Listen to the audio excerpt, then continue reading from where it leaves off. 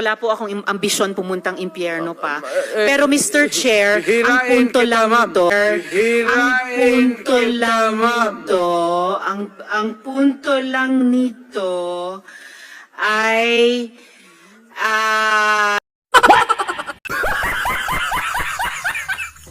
Ma'am, presidente ako. Nagagastos ako sa gobyerno. Bakit ako magbubuhay sa mga putang inang yan? Kung yung pera na ipapakain ko dyan sa preso, ibigay ko na lang doon sa mga tao dyan sa walang bigat. so mas okay Walang pong trabaho. patayin sila kesa ipreso Wala mo pakialam sila. dyan sa kriminal, ma'am. So thank you for Akong making that of record. pakialam sa kriminal kung saan silang impernong gusto nilang pumunta.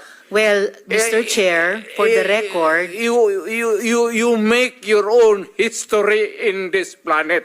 yes, Mr. Yun Chair. ang gusto nilang mangyari.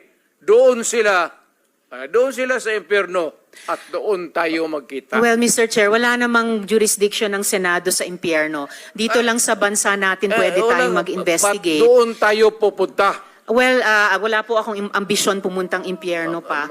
Pero Mr. Chair, ang punto lang nito, ang punto lang nito ay